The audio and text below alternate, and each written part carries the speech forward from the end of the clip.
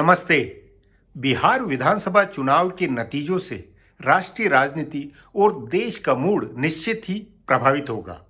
जनता का फैसला नीतीश सरकार से अधिक मोदी सरकार पर होगा। ऐसे ही मोदी विरोधियों के लिए विपक्ष का प्रदर्शन जीवन मरण वाला है। बिहार के लोग राजनीतिक तौर पर जागरूक व तेज तर्रार हैं। नेता की भक्ति जुमलों की राजनीति से हटकर जात पात में ढले होते हैं तो बहसबाजी भी करते हैं।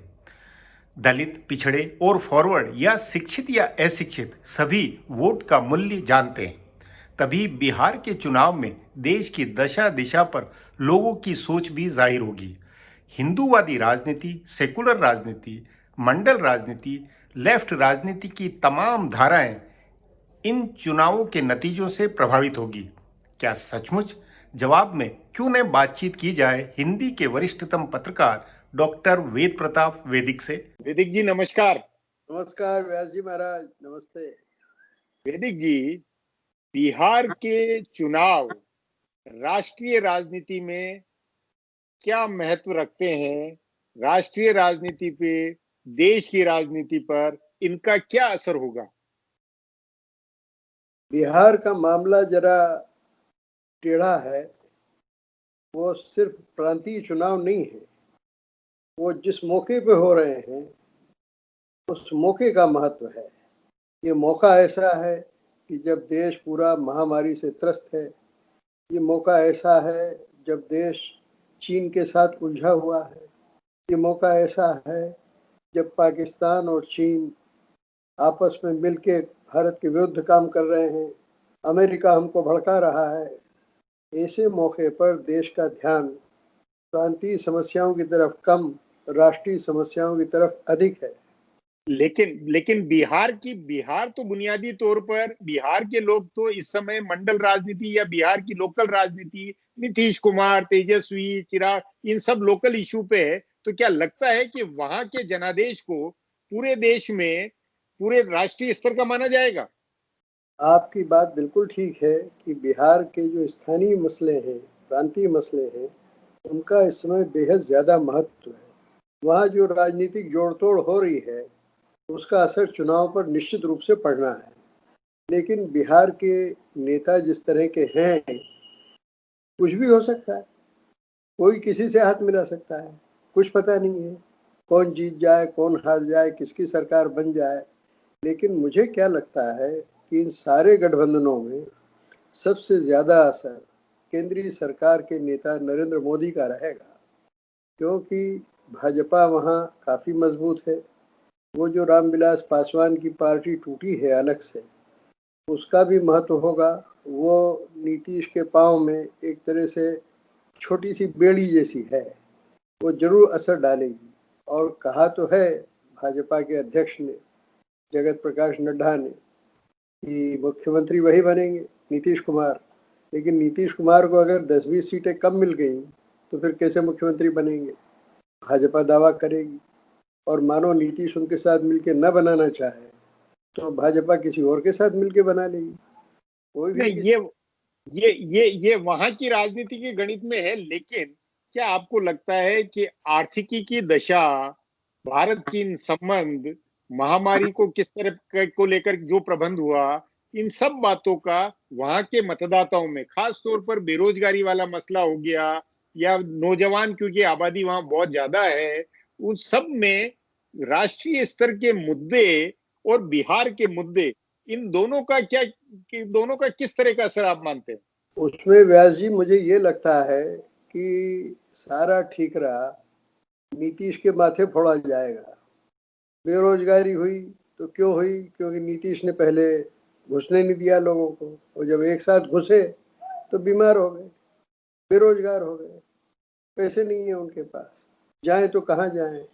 तो ये सारी बातें ऐसी हैं कि जो मुझे लगता है कि मोदी को बचाएंगी और जो स्थानीय नेता हैं उनको उलझाएगी। लालू की उलझन ये है कि फंसे हुए हैं बुरी तरह से। इतना मतलब दूसरे मुख्यमंत्री भी गिरफ्तार हुए हैं, लेकिन लालू की गिरफ्तारी का विशेष महत्व है, क्योंकि लालू बोलने में जितने उस्ताद रहे हैं उतने ज़्यादा वो फंस गए हैं। छूट नहीं पा रहे हैं, तबीयत भी उनकी खराब रहती है। और बच्चे तो बच्चे हैं, अभी कोई बिहार में ऐसी लहर नहीं है कि नौजवान को हम गद्दी पर बैठा दें। जी इसलिए मुझे लगता नहीं है कि वो कोई बहुत बड़ा चमत्कार कर पाएंगे बिहार में। नहीं, लेकिन आपका मानना, आप एक राष्ट्रीय परिवेश में सोचे तो क्या आपको लगता है कि एनडीए की एक तरफा पूर्ण बहुमत वाली आंधी आएगी, या घिचपिच वाला या कम बहुमत वाला, मतलब अब मौजूदा माहौल में, राष्ट्रीय संदर्भ में जो मौजूदा माहौल है, उसको उसको नतीजों के नाते आप बिहार में कैसा देखते हैं? आपने एक शब्द का बहुत अच्छा इस्तेमाल किया है, घिचपिच। मुझे लगता ये है कि जो परिणाम होंगे चुनाव के वो घिचपिच होंगे। किसी का प्रचंड और स्पष्ट बहुमत वहां आने वाला नहीं है। तो उस नाते राष्ट्रीय राजनीति पे भी घिचपिच असर होगा, ये भी कह सकते हैं। राजनी आप ठीक कह रहे हैं कि हाँ घिचपिच परिणामों का घिचपिच असर ही होने वाला है। हाँ। और राष्ट्रीय राजनीति जिस तरह से नीचे की तरफ लुढ़कती जा रही है, अगर ये किसी कारण से नहीं संभली तो मैं समझता हूँ कि भाजपा के लिए अब मुसीबत के दिन शुरू हो गए हैं। जैसे कि आप देखें, नहीं, वो मनमोहन सिंह। अपन अभी राष्ट्रीय राजनीति को अपन एक तरफ करें। अपना सिर्फ ये कहना है कि इससे आगे के चुनाव, क्योंकि 4 महीने बाद फिर बंगाल में चुनाव है, आसाम में चुनाव है, बाकी आगे के चुनावों पे असर हो सकता है। तो राजनीति और चुनाव के नाते ही इस बिहार के नतीजों पर फोकस बनना चाहिए। हाँ, आप ठीक कह रहे हैं कि, लेकिन बात क्या है, जब प्रांतों में चुनाव होते हैं ना, तो ये अपने अपने ढंग से होते हैं। इनमें राष्ट्रीय मसले कम प्रभावी हो पाते हैं, स्थानीय मसले ज़्यादा प्रभावी होते हैं। जैसे आपको याद दिलाऊं, 1992 में जब मस्जिद गिरी थी, ढांचा ढहा था, उसके बाद राजस्थान में फिर बन गई भाजपा की सरकार, जी। बाकी राज्यों में ढह गई। तो स्थानीय मसलों का बड़ा महत्व है। नहीं, अगर वो है, लेकिन वैदिक जी, अब तो गंगा में बहुत पानी बह गया है। आज 2020 के अंदर हम अगर देखें तो जिस तरह की चुनौतियां, जिस तरह का वक्त है, उस वक्त में ये जो चुनाव है, आपने ठीक कहा कि चुनाव ऐसे वक्त में हो रहा है जो वक्त के कारण महत्वपूर्ण है। तो इस वक्त से नया वक्त आ सकता है, या मतलब किधर राजनीति किधर जाती हुई लगती है, नहीं, मतलब। देखिए, अगर अगर बिहार में नीतीश और भाजपा का गठबंधन ध्वस्त हो जाए, हार जाए, तो समझ लीजिए कि मोदी जी को नमस्कार कह दिया देश ने। वैदिक जी, मेरा ये फिर कहना है कि प्रदेशों के अंदर क्या नतीजे हो, ये नरेंद्र मोदी की राष्ट्रीय इमेज पर ज्यादा असर नहीं करते हैं। आपको ध्यान होगा 2015 के चुनाव में या 14 के चुनाव में बिहार में ये था कि इस बार हम मोदी जी को वोट देंगे, विधानसभा के लिए नीतीश कुमार हमारे लिए ठीक है। तो एक प्रदेश के मतदाता अब ये फर्क करने लगे हैं, और राष्ट्रीय स्तर पर जो मतदाताओं की सोच है कि दिल्ली में कौन प्रधानमंत्री होना चाहिए और प्रदेश में क्या होना चाहिए, इसमें बहुत फर्क हो गया। लोगों की जागरूकता या ऐसे मुद्दे हो गए देश में जिसके कारण फर्क बढ़ता जा रहा है। नहीं, आपकी बात मूलतः ठीक है, सैद्धांतिक दृष्टि से आप बिल्कुल ठीक बात कह रहे हैं। लेकिन इस समय देश में जो माहौल है, क्योंकि राष्ट्रीय स्तर पर कोई विपक्ष का नेता है नहीं, कोई मजबूत विपक्ष है नहीं, ऐसी स्थिति में अगर वो हार होती है बिहार में बीजेपी और जेडीयू की, नीतीश कुमार की, तो उसका नीतीश कुमार पर कितना असर पड़ेगा ये तो भगवान जाने। लेकिन मोदी सरकार बहुत मुसीबत में आ जाएगी।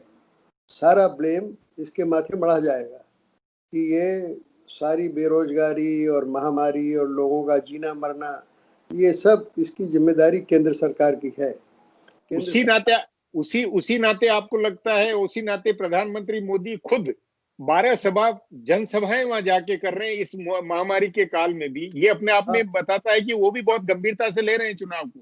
नहीं, श्री नरेंद्र मोदी नहीं, श्री अमित शाह भी वहाँ जाएंगे बीमार होने के बावजूद।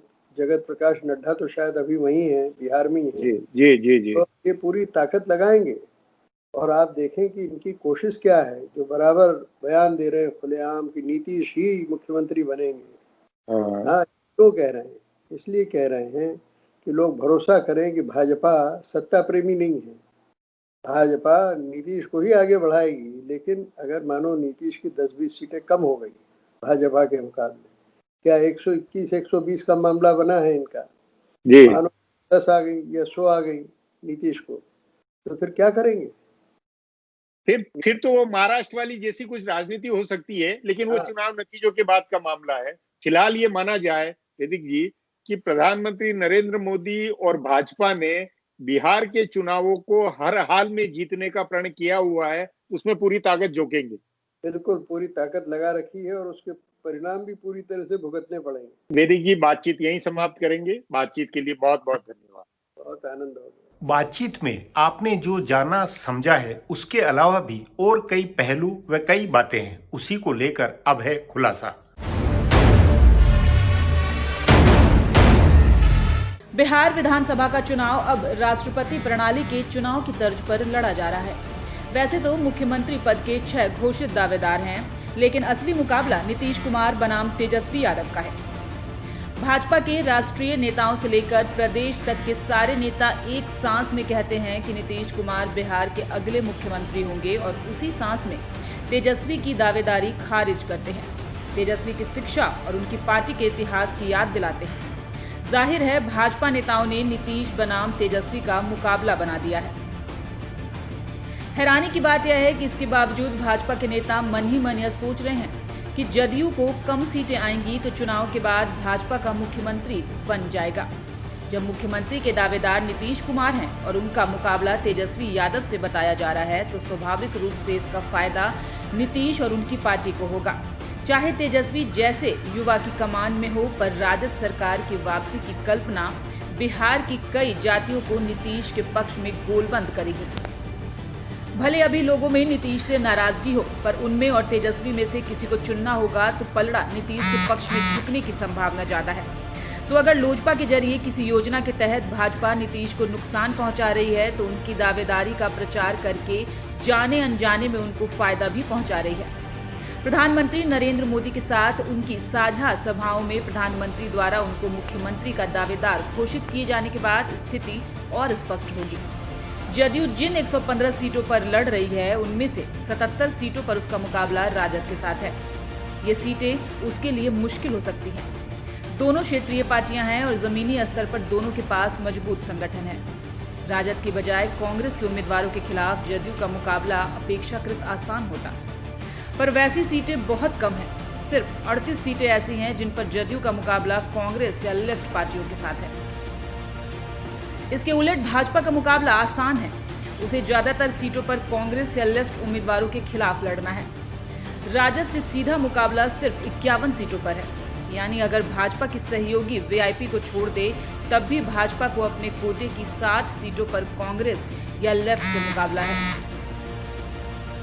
ये मुकाबला भाजपा के लिए आसान होगा। लोक जनशक्ति पार्टी ने भाजपा के सिर्फ 5 उम्मीदवारों के सामने अपने उम्मीदवार दिए हैं और यह भी कहा है कि उनका दोस्ताना मुकाबला है। लेकिन लोजपा ने जदयू की हर सीट पर उम्मीदवार देकर मुकाबला कठिन बना दिया है। सवाल है कि तेजस्वी यादव की पढ़ाई का मुद्दा बनाकर भाजपा नेता क्या हासिल करना चाह रहे हैं। क्या उनको पता नहीं कि नीतीश कुमार ने तेजस्वी को अपनी सरकार में उप मुख्यमंत्री बनाकर रखा था? क्या भाजपा नेताओं के हमले का निशाना नीतीश कुमार भी हैं?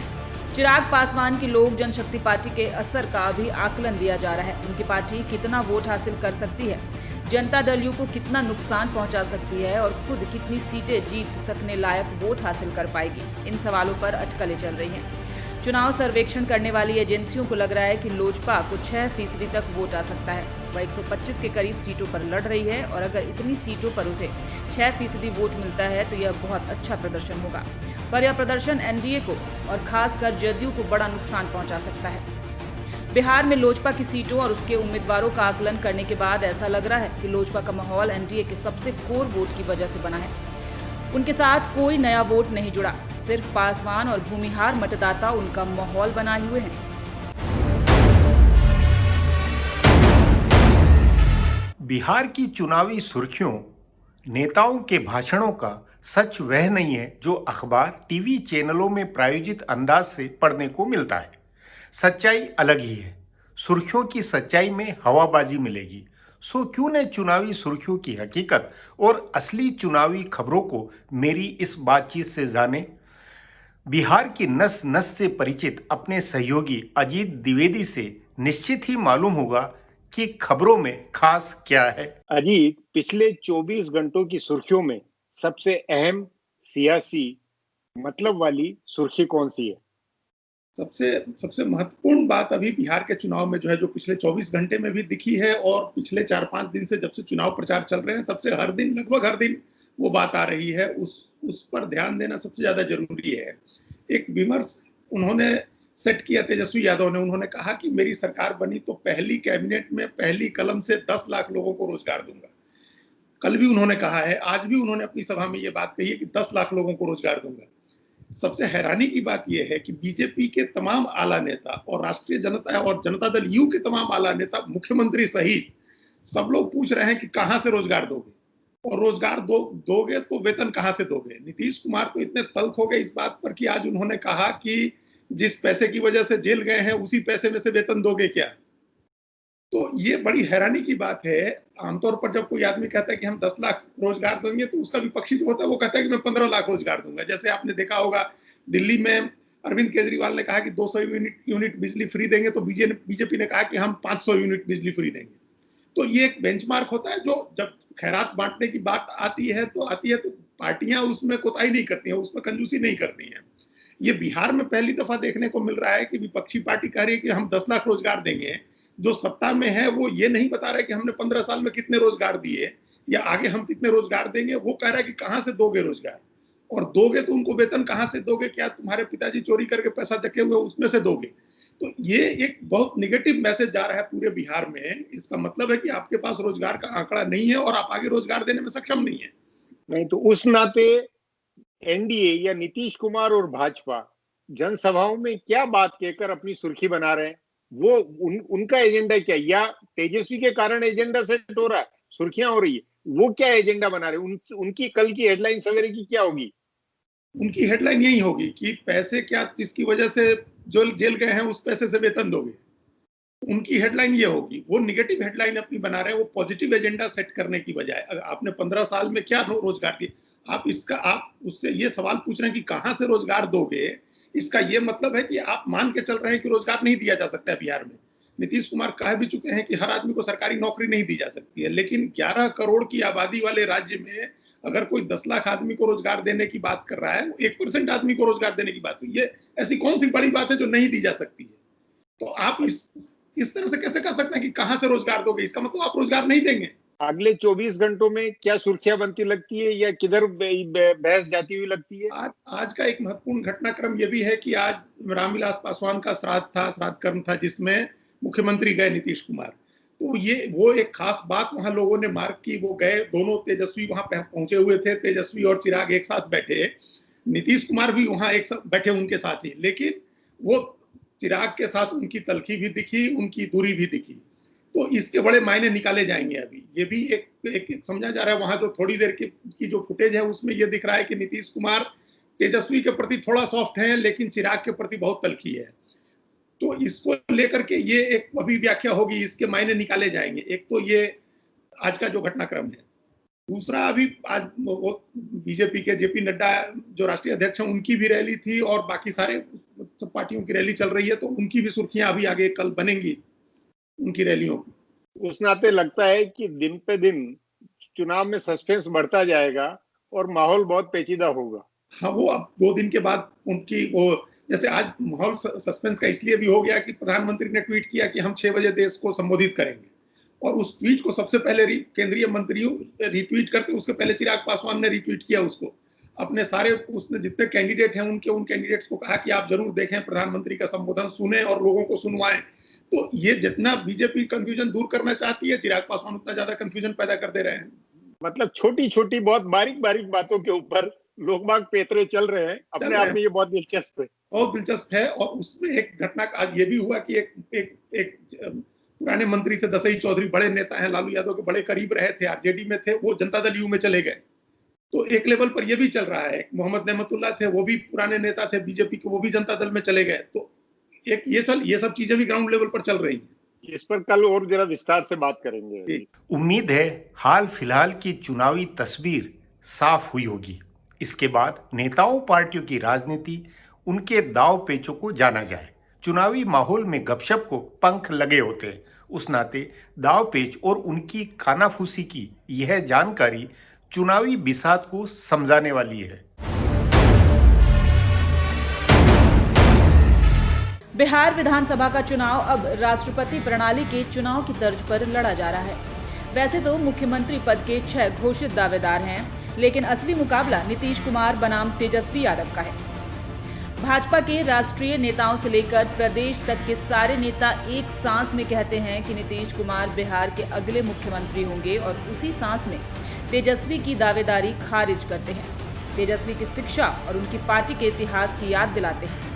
जाहिर है भाजपा नेताओं ने नीतीश बनाम तेजस्वी का मुकाबला बना दिया है। हैरानी की बात यह है कि इसके बावजूद भाजपा के नेता मन ही मन यह सोच रहे हैं कि जदयू को कम सीटें आएंगी तो चुनाव के बाद भाजपा का मुख्यमंत्री बन जाएगा। जब मुख्यमंत्री के दावेदार नीतीश कुमार हैं और उनका मुकाबला तेजस्वी यादव से बताया जा रहा है, तो स्वाभाविक रूप से इसका फायदा नीतीश और उनकी पार्टी को होगा। चाहे तेजस्वी जैसे युवा की कमान में हो, पर राजद सरकार की वापसी की कल्पना बिहार की कई जातियों को नीतीश के पक्ष में गोलबंद करेगी।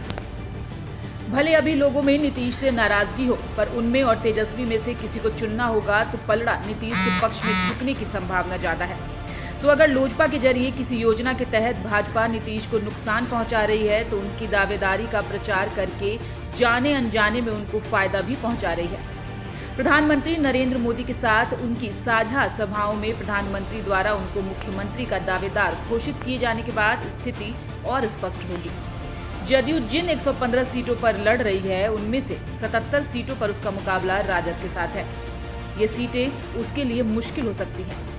दोनों क्षेत्रीय पार्टियां हैं और जमीनी स्तर पर दोनों के पास मजबूत संगठन है। राजद की बजाय कांग्रेस के उम्मीदवारों के खिलाफ जदयू का मुकाबला अपेक्षाकृत आसान होता, पर वैसी सीटें बहुत कम हैं। सिर्फ 38 सीटें ऐसी हैं जिन पर जदयू का मुकाबला कांग्रेस या लेफ्ट पार्टियों के साथ है। इसके उलट भाजपा का मुकाबला आसान है।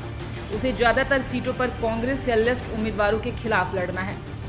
राजद से सीधा मुकाबला सिर्फ 51 सीटों पर है।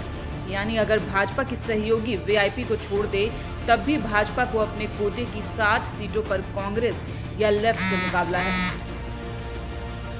ये मुकाबला भाजपा के लिए आसान होगा। लोक जनशक्ति पार्टी ने भाजपा के सिर्फ 5 उम्मीदवारों के सामने अपने उम्मीदवार दिए हैं और यह भी कहा है कि उनका दोस्ताना मुकाबला है। लेकिन लोजपा ने जदयू की हर सीट पर उम्मीदवार देकर मुकाबला कठिन बना दिया है।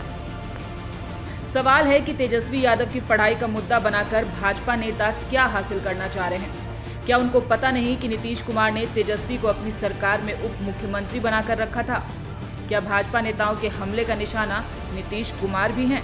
चिराग पासवान की लोक जनशक्ति पार्टी के असर का अभी आकलन दिया जा रहा है। उनकी पार्टी कितना वोट हासिल कर सकती है, जनता दल यू को कितना नुकसान पहुंचा सकती है और खुद कितनी सीटें जीत सकने लायक वोट हासिल कर पाएगी। इन सवालों पर अटकलें चल रही हैं। चुनाव सर्वेक्षण करने वाली एजेंसियों को लग रहा है कि लोजपा को 6% तक वोट आ सकता है। वह 125 के करीब सीटों पर लड़ रही है और अगर इतनी सीटों पर उसे 6% वोट मिलता है तो यह बहुत अच्छा प्रदर्शन होगा। पर यह प्रदर्शन एनडीए को और खासकर जदयू को बड़ा नुकसान पहुंचा सकता है। बिहार में लोजपा की सीटों और उसके उम्मीदवारों का आकलन करने के बाद ऐसा लग रहा है कि लोजपा का माहौल एनडीए के सबसे कोर वोट की वजह से बना है। उनके साथ कोई नया वोट नहीं जुड़ा, सिर्फ पासवान और भूमिहार मतदाता उनका माहौल बनाए हुए हैं।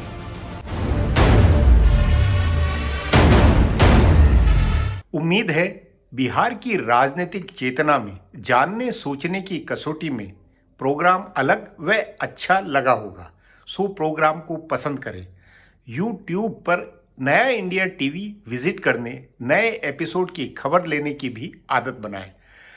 अपने सोशल मीडिया से प्रोग्राम के लिंक आगे प्रसारित करें। यदि बिहार के सुधी दर्शक बेबाक मगर तटस्थ चुनावी प्रोग्राम को नहीं फैलाएंगे तो कौन फैलाएगा।